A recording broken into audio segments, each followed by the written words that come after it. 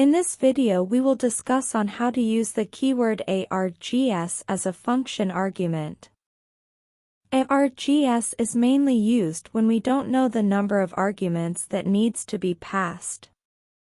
In such case we can pass a single parameter to the function with a star symbol. The function can receive a tuple of arguments when parameter is defined like this. The arguments passed to the function can be accessed according to the index numbers.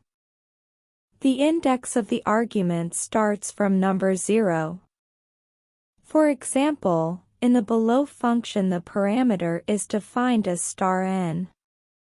We are using the first and the second value of the argument passed to the function as parameter name with the index name, in square brackets. In the function call we can pass any number of parameters. Currently 4 parameters are passed, but only 2 of them are used in the main function. Let's test how to use the keyword ARGS as a function argument using a program. A function named test_args is created.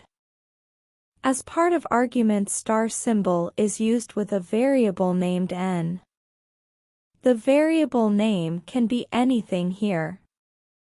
Print statement is added to print the first and the second number from the arguments. It is used as the variable name with the index number in square brackets.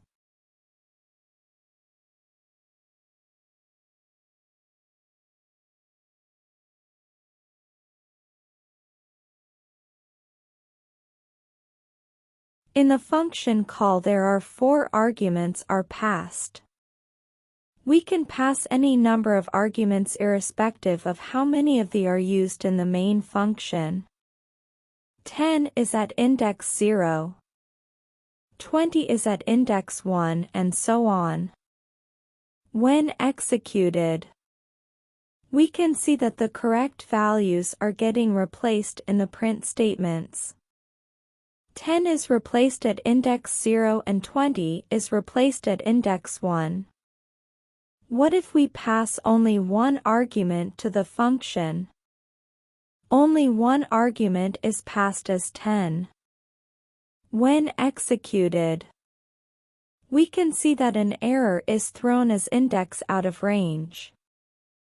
So, we need to pass at least those many arguments which are used in the main function to avoid such errors. So, this is how we can use the keyword ARGS as a function argument when we don't know how many arguments will be passed to the function.